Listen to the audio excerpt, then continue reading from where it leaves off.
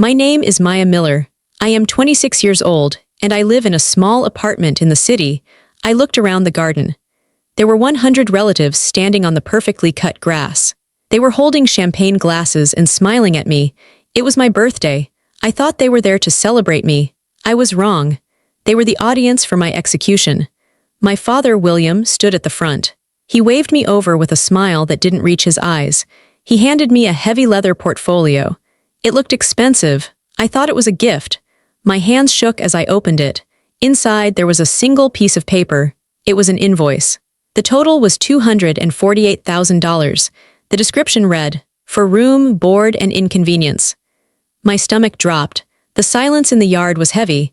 Before I could speak, my sister, Brooklyn, stepped forward. She held out her hand. "Give me the car keys, Maya. It's not yours anymore." Then, the worst part happened. My boss, who was a guest, cleared his throat. He looked at the ground and told me I was fired. He said my parents' reference changed everything. I stood there, holding the bill for my own life. I realized then that this wasn't a party. It was an erasure. But before I tell you how everything flipped, like and subscribe, drop a comment. Where are you watching from? My name is Maya Miller. I am 26 years old. I turned my back on them. I didn't say goodbye. I didn't scream. I just turned around and started walking. The driveway was long. It was lined with expensive cars. My car was there, the one Brooklyn had just taken the keys for. I walked past it. I didn't look at it. I could feel their eyes on my back. I could feel the heat of their stares. I knew they were waiting for me to break. They wanted me to turn around and beg. They wanted me to cry and ask for a ride. I didn't give them that satisfaction. I walked out of the iron gates of the estate. The heavy metal clicked shut behind me. That sound was final. It was the sound of a prison door opening, not closing. I was outside. They were inside. My apartment was 3 miles away. I was wearing high heels. They were nude pumps, expensive and tight. They were shoes meant for sitting at a dinner table, not for walking on asphalt. I took the first step onto the main road. The sun was going down. The sky was a mix of orange and purple, but I didn't care about the view. I only cared about putting one foot in front of the other. The first mile was pure shock. My mind was blank. It was like static on a television screen. I just kept replaying the scene in the garden, my father's smile, the weight of the leather portfolio in my hand, Brooklyn's greedy hand reaching for my keys, my boss looking at his shoes. By the second mile, the physical pain started. My heels rubbed against the back of my ankles. I could feel the skin breaking. A blister formed and then popped. The sting was sharp. It woke me up. I stopped for a second and looked down. There was a small spot of blood on the back of my shoe. I took the shoes off. I held them in my hand. I walked barefoot on the sidewalk. The concrete was rough and still warm from the day. It scraped the soles of my feet. The pain was good. It was real. The pain in my heart was too big to understand yet, but the pain in my feet was simple. It grounded me. I kept walking. Cars drove past me. People looked out their windows. They saw a woman in a nice dress walking barefoot on the side of the road, carrying a leather folder. They probably thought I was crazy. Maybe I was. Or maybe I was finally seeing clearly for the first time. I started to think. This wasn't an accident. This wasn't a fight that got out of control. My parents didn't just lose their tempers. You don't type up an invoice for $248,000 by accident. You don't invite a boss to a party just to fire an employee by accident. This was a plan. They had sat down and planned this. They probably had dinner with Brooklyn and discussed it. They picked the date, my birthday. They picked the venue, their garden. They picked the audience, the family. It was a coordinated attack. It was an ambush. Why? The questions circled in my head. Why would they do this? I had been a good daughter. I got good grades. I got a good job. I never asked them for money. I was independent. And then it hit me. That was the problem. I was independent. I reached my apartment building. My feet were dirty and bleeding. My legs shook. I climbed the stairs because I didn't want to see anyone in the elevator. I unlocked my door. My apartment was small. It was quiet. It smelled like lemon cleaner and old books. It was mine. I paid the rent. I bought the furniture. I dropped the leather portfolio on the floor. It made a heavy thud. I didn't go to the kitchen to get water. I didn't go to the bathroom to wash my feet. I went straight to my desk. I sat down and opened my laptop. The screen glowed blue. It was the only light in the room. I typed in my password. My fingers flew across the keys. I wasn't crying. I wasn't shaking anymore. I felt cold. A deep, icy cold inside my chest. My father thought he was smart. He was a businessman. He dealt with contracts and handshakes. He thought power was money and shouting. He didn't understand my world. I am a data analyst. I understand patterns. I understand numbers. I understand how to find things that people want to hide. I opened a terminal window. The black box appeared on the screen with a blinking white cursor. It waited for my command. Okay, I said out loud to the empty room. My voice was raspy. You want a war, we'll have a war. They thought they had taken everything from me. My car, my job, my family. But they forgot one thing. They forgot who I was. I wasn't just their daughter anymore. I was a threat. And I was going to fight them on my battlefield. I was going to use data. I looked at the portfolio on the floor. For a long time, I didn't touch it. It lay there like a dead animal. Finally, I reached down and picked it up. The leather was smooth. It smelled like my father's office. It smelled like money and old cologne. I opened it again. I took out the single sheet of paper. It was printed on high-quality linen paper. The header had my father's consulting firm logo on it. That was a nice touch. He wanted to make it official. Invoice to Maya from William and Aliner, date December 12 RE, repayment for services rendered. I read the list again. Room and board, 18 years. $180,000 clothing and essentials. $25,000 medical expenses. $15,000 education, private school differential. $20,000 inconvenience fee. $8,000 total due. $248,000. I stared at the numbers. The zeros swam before my eyes. The inconvenience fee hurt the most. $8,000 for the inconvenience of having a child. Was that for the nights I cried as a baby? Was that for the times I got sick? I looked at the room and board line. I remembered my room. It was always cold. I wasn't allowed to put posters on the walls. I wasn't allowed to keep the door closed. It wasn't a room. It was a storage space where they kept me. I looked at clothing. I remembered wearing Brooklyn's hand-me-downs. Brooklyn always got the new coats, the new boots. I got what didn't fit her anymore, even if it was too big or the wrong color. And now they were charging me for it. I put the paper down on my desk. I felt sick. But as I looked at it, the sickness turned into something else. It turned into clarity. This piece of paper wasn't a bill. It was a confession. Normal parents don't keep a tab. Normal parents don't calculate the cost of diapers and milk. When you have a child, you agree to take care of them. That is the deal. You don't send a bill 18 years later. But my parents weren't normal. They were narcissists. To them, I wasn't a person. I was an investment. I was like a stock they had bought. They put money in and they expected a return. They expected me to be famous or rich or married to a powerful man so they could brag about me. But I wasn't those things. I was just Maya. I worked in tech. I lived in a small apartment. I was quiet. I didn't give them bragging rights. So, in their minds, the investment had failed. They wanted their money back. It made sense now. The way my mother would sigh when I talked about my job. Computers are so boring, Maya, she would say. Brooklyn is modeling now. That's exciting. They hated that I was competent. They hated that I didn't need them. When I was 20, I moved out. I worked 2 jobs to pay my own rent. I thought they would be proud. I was wrong. They were angry. They stopped inviting me to dinner for months. I didn't understand why back then. Now I did. They hate independence. If I am independent, they can't control me. If I pay my own bills, they can't tell me what to do. If I drive my own car, I can drive away from them. That's why they took the car today. It wasn't about the car. It was about mobility. They wanted to ground me like a teenager. That's why they got me fired. It wasn't about the job. It was about the money. Without a salary, I can't pay rent. If I can't pay rent, I have to move back home. I looked at the invoice again. They want me back, I whispered. They didn't want to get rid of me. They wanted to break me. They wanted me to lose everything. My home, my career, my pride, so I would have to crawl back to their house. They wanted me sleeping in my old cold room, asking them for money, depending on them for food. They wanted a slave. They wanted a victim. I felt a fire light up in my stomach. It burned away the sadness.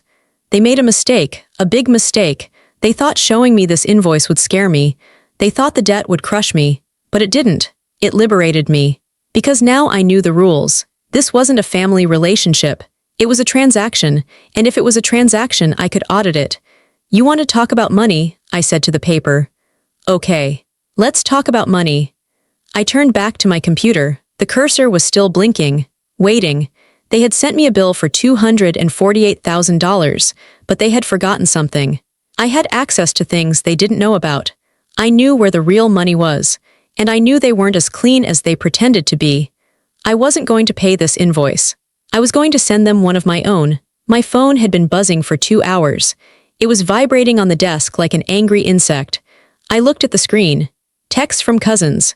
Messages from friends who had heard the gossip. Notifications from Instagram. Is it true you got fired? OMG, your dad is so mad. Saw Brooklyn's story, you okay? I didn't open them. I didn't reply. Silence is a wall. I stayed behind my wall. But I couldn't stay silent about my job. That was the first pillar they tried to knock down. I needed to fix it. Immediately. My boss, the one who fired me at the party, was a weak man. His name was Gary. Gary was scared of my father.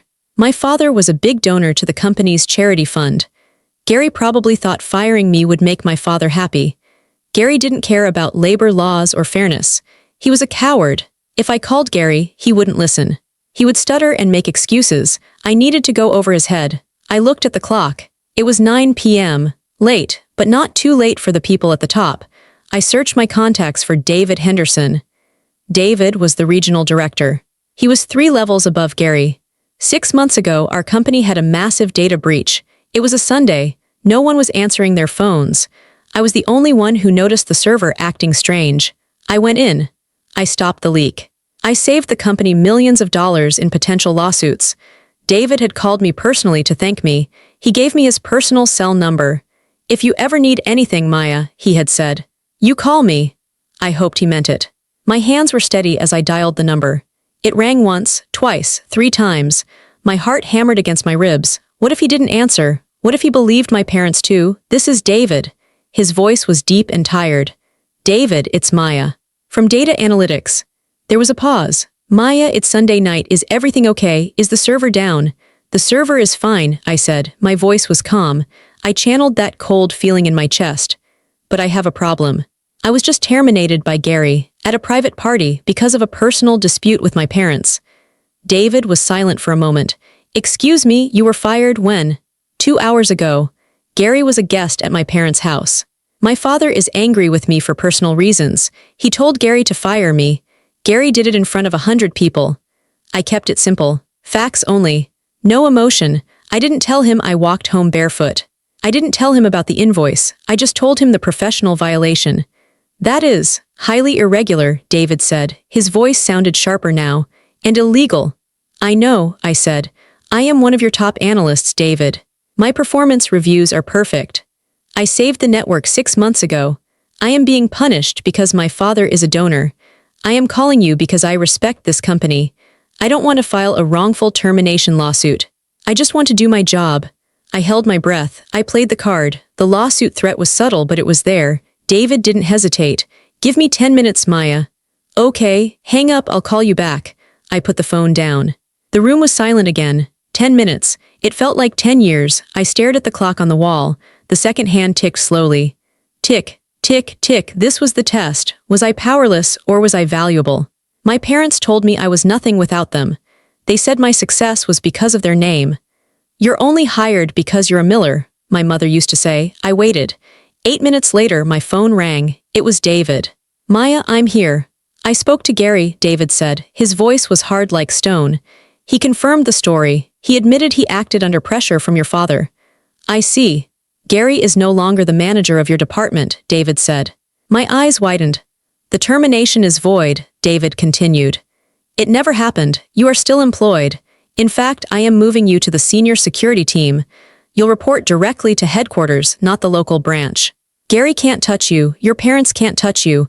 I let out a breath I didn't know I was holding. Thank you, David. And Maya. Yes, we're adding a retention bonus. 10% raise, effective immediately. We don't like outside influence in our company. I apologize for what happened. Thank you, I said again. I'll see you on Monday. I hung up. I sat back in my chair. I did it. My parents had tried to cut my income. They tried to make me destitute so I would crawl back. Instead, I got their friend fired. I got a promotion. And I got a raise. For the first time that night, I smiled. It wasn't a happy smile. It was a grim, tight smile. Strike one. They thought I was weak. They thought I was the little girl who cried when she dropped her ice cream. They didn't know the woman I had become. They didn't know that while they were playing social games, I was building a career based on actual skill. I looked at the invoice again. $248,000. You want money? I thought. I just made more money. But I wasn't done. Reclaiming my job was just defense. I needed to go on offense. I turned back to the terminal window on my screen. It was time to look at the family finances. I was safe for now. I had my job, I had my salary, but that wasn't enough. My parents had attacked me. They had humiliated me. And most importantly, they had handed me an invoice claiming I owed them money. I needed to see if that was true. My father, William, was old-fashioned. He kept his passwords in a notebook in his desk drawer. I knew this because I used to play in his office as a kid, but I didn't need the physical notebook. 2 years ago, my father asked me to set up his home Wi-Fi and his new computer. "You're good with machines, fix it," he had barked at me. I fixed it. And while I was there, I set up a backdoor. I didn't do it to spy on him back then. I did it because I knew he would forget his password and blame me. I wanted a way to reset it remotely so he wouldn't yell at me. Now, that backdoor was my weapon. I typed in the command. Connecting to host, 192.168.1.55. Access granted. I was in his computer. It was too easy. He didn't have two-factor authentication. He didn't have complex firewalls. He was arrogant. He thought no one would dare touch him. I navigated through his folders. My documents, finances, tax returns. I started opening files. I felt like a detective in a movie, but there was no music, just the hum of my laptop fan. I looked at the bank statements first. My parents were rich, but they weren't as rich as they pretended to be. They spent a lot. Country club fees, leasing payments for cars, jewelry. They were bleeding cash to look important. Then I found the folder labeled trusts. My heart skipped a beat. My grandmother, my mother's mother, had passed away 5 years ago. She loved me. She was the only one who really loved me. She used to sneak me cookies when my mother put me on a diet. She used to read to me. When she died, there was a will. My parents told me she left everything to them to manage for the family. I was 21 then. I believed them. I didn't ask questions. I was grieving. I opened the file Grandma Rose Estate Distribution PDF. I read the legal text. My eyes scanned the pages. I hereby bequeath the sum of $500,000 to my granddaughter Maya. I stopped breathing. $500,000. She had left me $500,000. Specifically to me, not to the family, to Maya, to be held in trust until she reaches the age of 21. I was 26. Where was the money? I started digging deeper. I searched for the account number listed in the will. I traced the transfers. The money had been deposited into a separate account 5 years ago. Then the withdrawals started. Withdrawal, $50,000 transferred to W&E joint checking. Withdrawal, $85,000 purchase, Mercedes-Benz dealership. I froze. The Mercedes, the one Brooklyn drove, the one she bragged about. Daddy bought it for me because I'm his favorite, she had said. He didn't buy it, I bought it. My grandmother's money, my money paid for Brooklyn's car. I felt like I was going to throw up. The betrayal was physical. It twisted my stomach. It wasn't just that they were mean. It wasn't just that they ignored me. They were thieves. I kept looking. Withdrawal, $20,000 renovation contractor. That was for the new kitchen I wasn't allowed to cook in. Withdrawal, $10,000 vacation, Paris. The trip they took without me. They had drained it, all of it. The balance in the trust account was $45.12. They stole $500,000 from their own daughter. They spent my inheritance on themselves and on Brooklyn. And then today they handed me a bill for $248,000. The audacity was breathtaking. It was evil. I sat back, shaking. Tears finally came. Hot, angry tears. I wiped them away roughly. Grandma Rose wanted me to be safe. She wanted me to have a start in life. She knew my parents. She knew they wouldn't help me. That money was her protection. And they took it. They took her love and turned it into sports cars and vacations. I looked at the screen. I had the proof. I had the bank logs.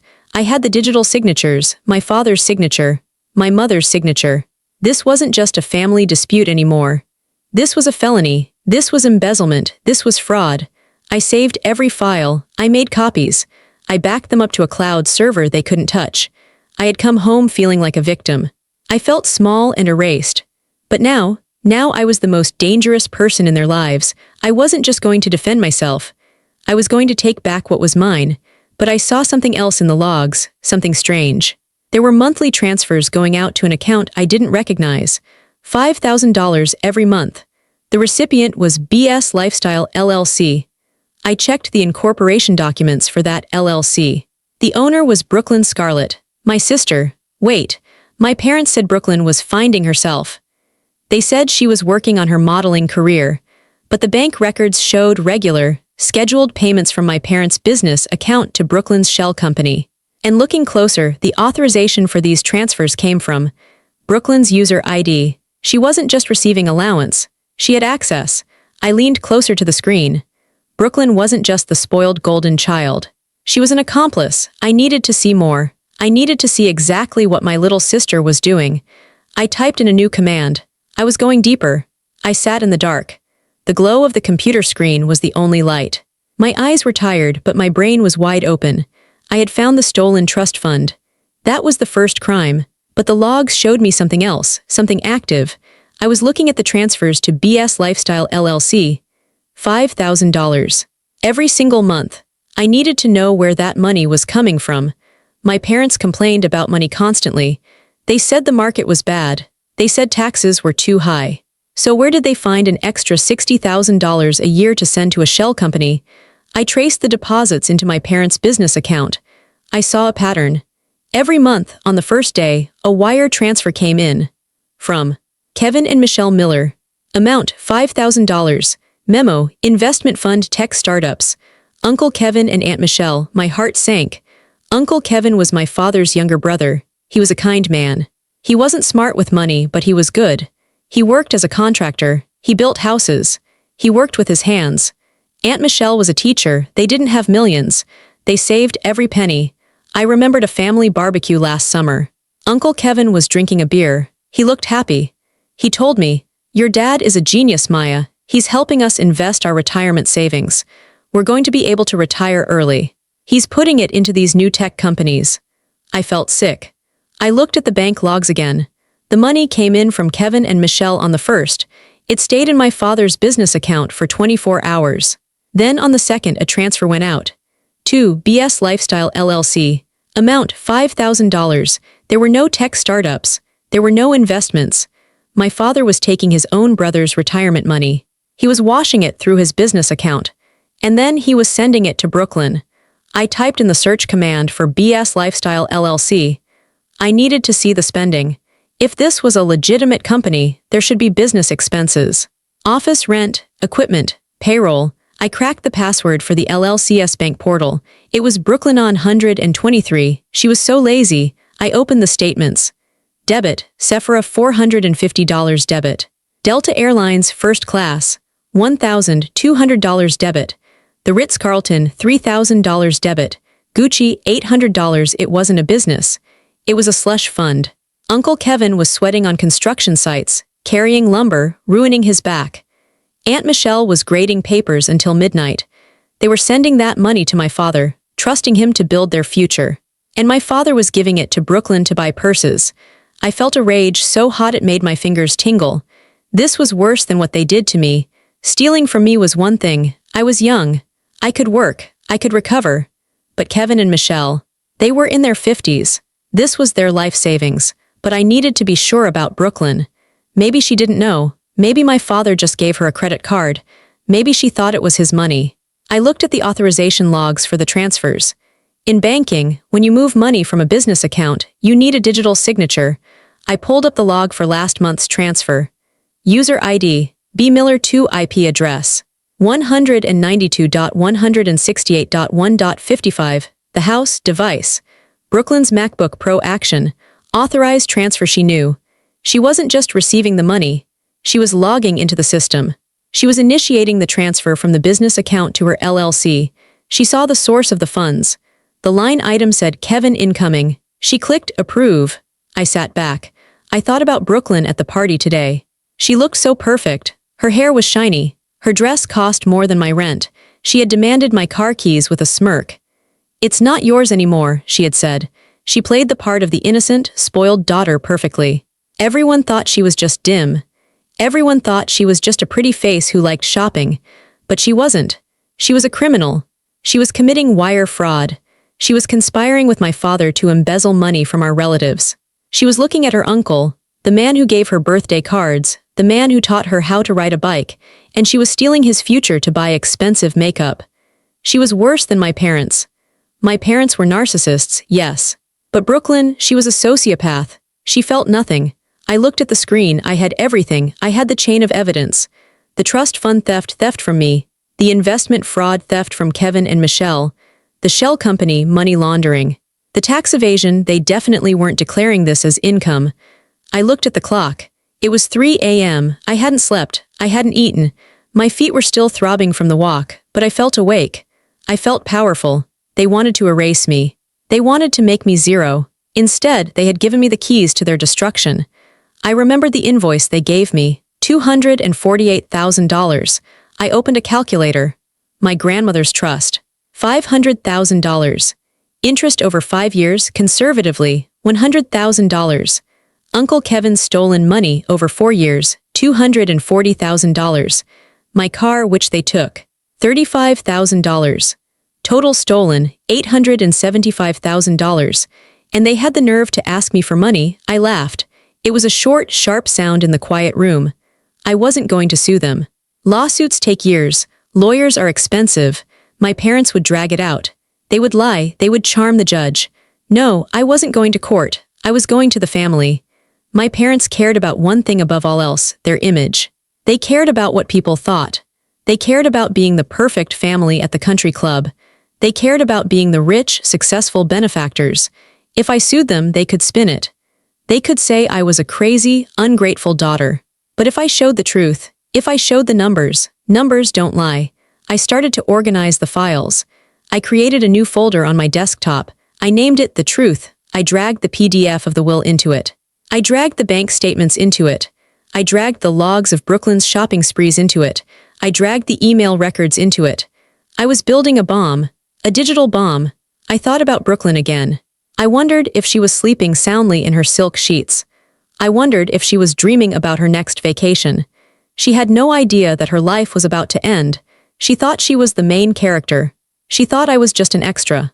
She was wrong. I clicked on the file for BS Lifestyle LLC one last time. I took a screenshot of the approve button with her username next to it. Got you, I whispered. I was ready for the next step. The sun was coming up. The sky outside my window was gray and cloudy. It looked like it was going to rain. It was fitting. I had the folder. Now I needed to package it. I opened a document editor. I didn't want to just send a bunch of loose files. People get confused by loose files. I wanted this to be a story they couldn't stop reading. I created a single PDF document. Page 1, the cover page. I typed the title in big, bold letters. Family Audit. A financial review. Page 2, the introduction. I kept it simple. Yesterday, I was given an invoice for $248,000 for the cost of raising me. This prompted me to review the family finances to ensure all debts are settled. Below is the result of that review. Page 3, the Grandmother Rose Trust. I put the scan of the will on the left. I highlighted the section about the $500,000. On the right, I put the bank transfer showing the money leaving the account.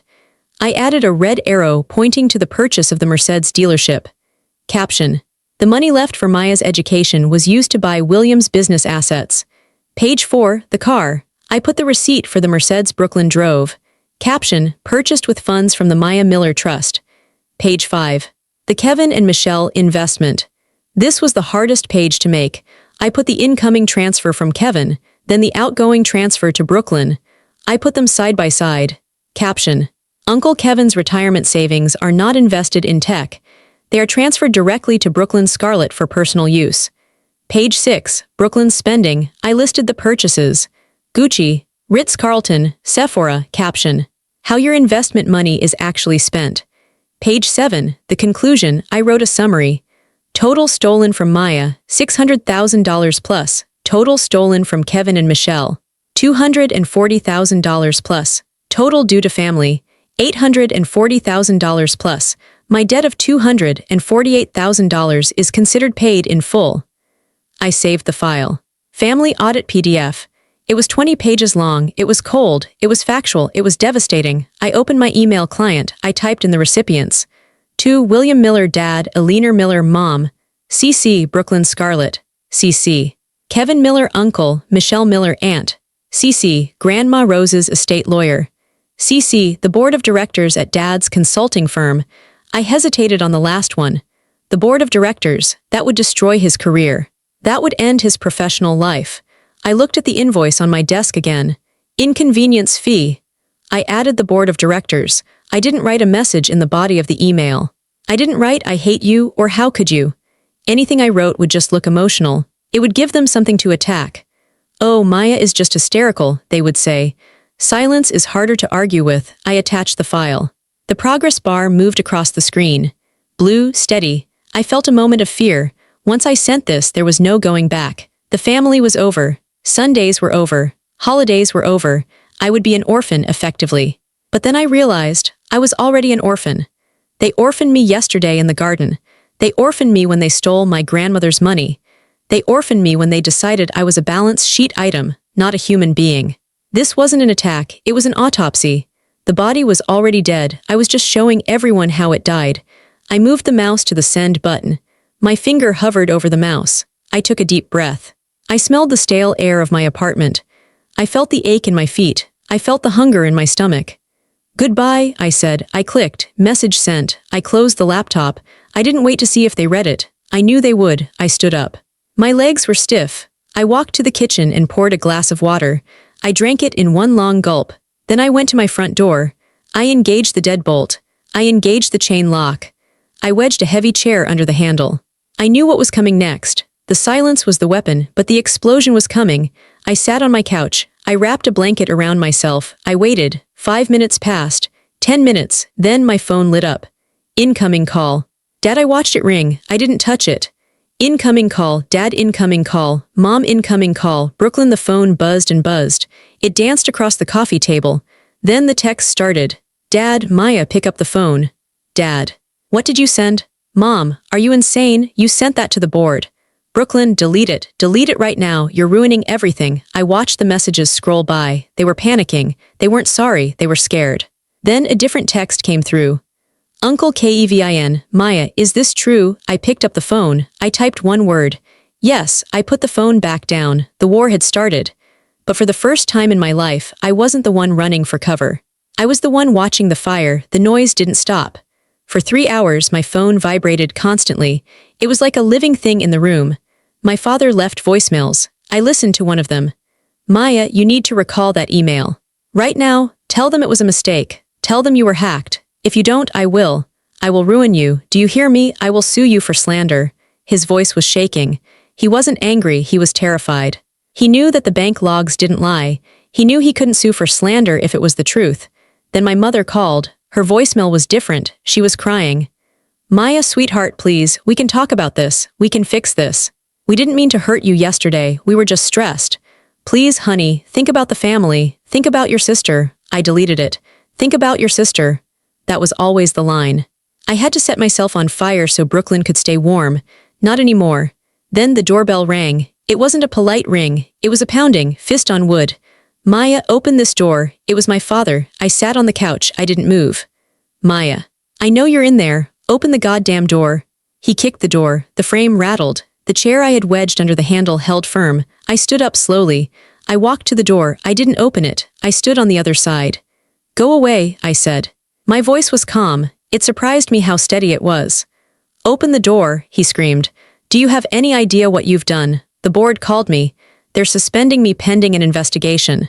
Kevin is on his way over to my house with a lawyer. You have destroyed this family. I didn't destroy it, I said through the wood. I just turned on the lights. You ungrateful little brat. After everything we gave you. You gave me a bill, I said. Remember, $248,000, I just paid it. He went silent. I could hear him breathing heavily on the other side of the door. Maya, he said, his voice dropping to a desperate whisper. Please, just send an email saying it was a joke. I'll give you the money. I'll give you the $500,000. I'll buy you a car. Just fix it. He was trying to bribe me. He still thought everything was a transaction. He didn't understand that some things couldn't be bought. I looked down at the floor. I had printed something out before he arrived. It was a single sheet of paper. It was a printout from the Department of Justice website. Federal Sentencing Guidelines for Wire Fraud and Embezzlement. I slid the paper under the door. It made a soft scraping sound. "What is this?" he asked. I heard paper rustling. "Read it," I said. Silence, long silence. "You taught me to calculate costs, Dad," I said. "You wanted me to know the value of things, so I looked it up. That is the cost of fraud. That is the cost of stealing from your family. You would send your own father to jail. I didn't send you there," I said. "You drove yourself there in Brooklyn's car." "Maya, go home, William," I said. I didn't call him Dad. "Go home and talk to your lawyer. You're going to need him." I heard a sound I had never heard before. It was a sob. My father, the strong, arrogant tyrant, was crying in the hallway of my cheap apartment building. "Please," he moaned. "Leave," I said, "or I call the police and show them the files too." It was a bluff. I had already decided I wouldn't go to the police unless I had to. The family knowing was enough. But he didn't know that. I heard him shuffle away. His footsteps were heavy and slow. I leaned my forehead against the cool wood of the door. I was shaking now. The adrenaline was leaving my body, leaving me weak. My phone buzzed again. It was a text from Uncle Kevin. "Kevin, I'm at the bank." The manager confirmed it. "The money is gone." "Thank you, Maya. You didn't destroy the family. You exposed a crime. I'm sorry we didn't see it sooner. Come over whenever you're ready. You always have a home with us." I stared at the screen. Tears blurred my vision. "You didn't destroy the family." That was the fear. That was the guilt I had been carrying.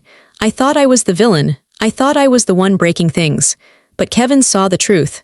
I walked back to the window. I looked down at the street. I saw my father's car pulling away. It swerved a little like a drunk driver. He was gone.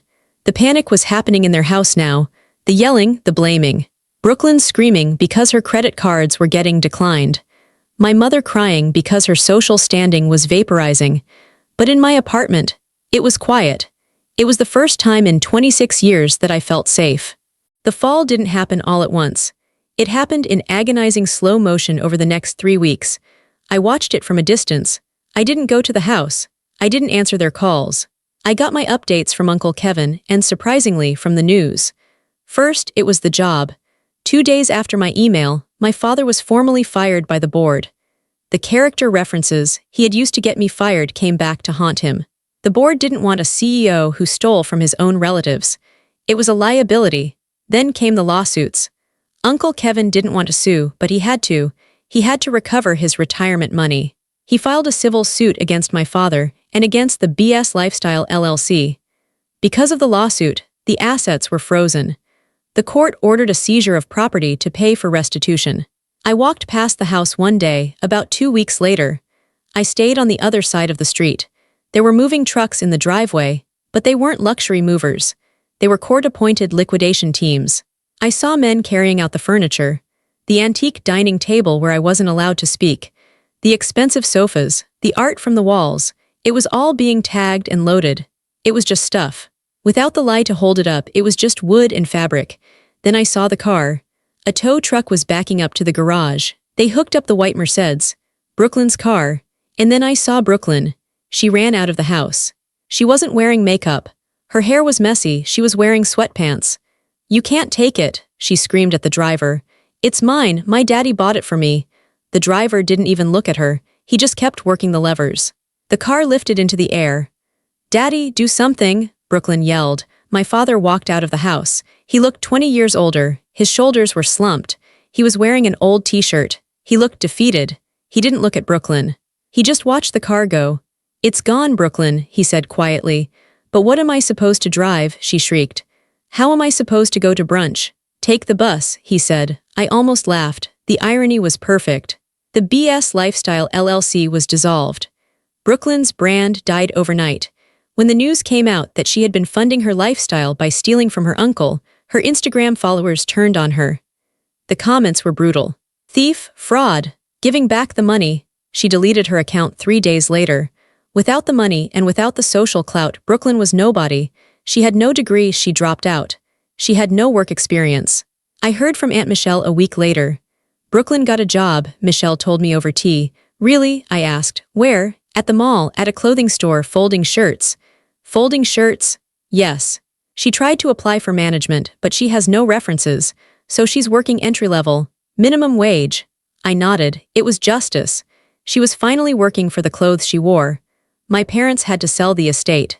After paying back Uncle Kevin, paying back the trust fund money, which went into a blocked account for me, and paying the legal fees, they had almost nothing left. They moved into a 2-bedroom condo on the other side of town. It was a normal apartment. No garden, no gates, just a regular place for regular people. The social circle they loved so much evaporated.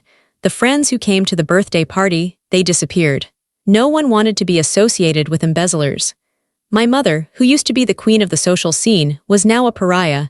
I saw her once at the grocery store. She was pushing her own cart.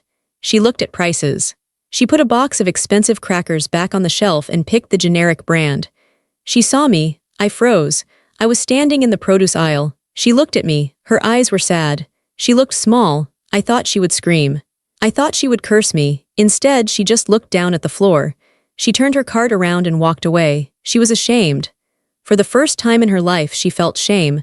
I watched her go. I didn't feel happy. I didn't feel sad. I just felt nothing. The cord was cut. She was just a woman in a grocery store. She wasn't the monster under my bed anymore.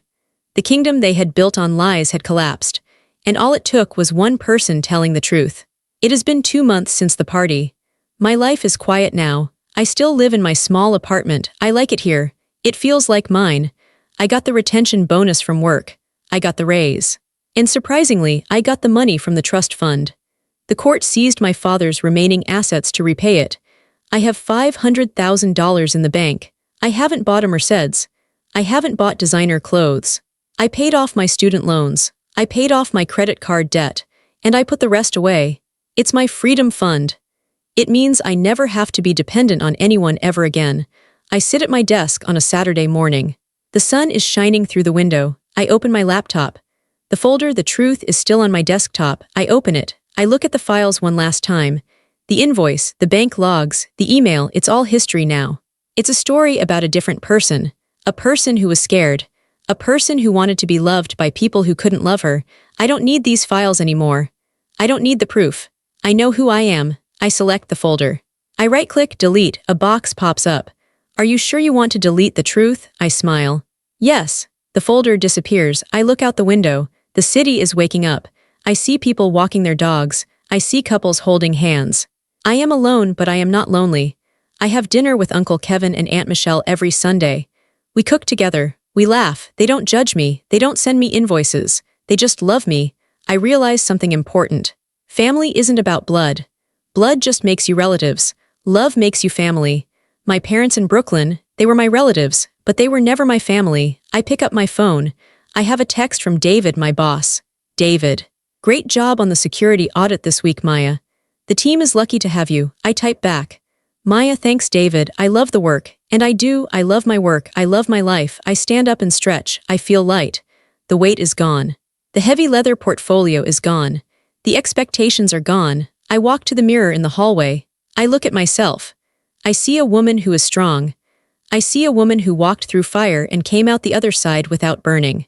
I am not a victim anymore. I am not a daughter of thieves. I am Maya. And for the first time in 26 years, that is enough. I grab my keys, my own keys to my own simple car, and I walk out the door.